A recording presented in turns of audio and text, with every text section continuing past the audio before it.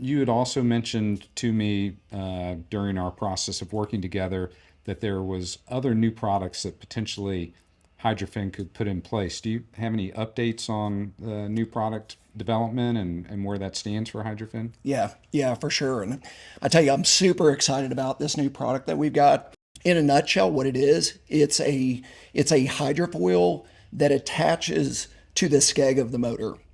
So it's underneath the prop.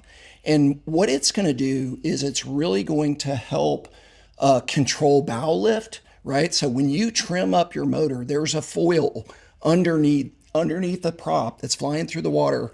And it's really going to give you more control over how you run your boat. Mm-hmm. So if you need your bow up higher or your stern up higher, you can actually just use your trim on your motor to actually do that. And so the great thing about this product too is there's going to be different shapes and sizes for different horsepowers of motor for different speed ranges and those types of things. And Mm-hmm. so we're planning to introduce these for all the major brands out there.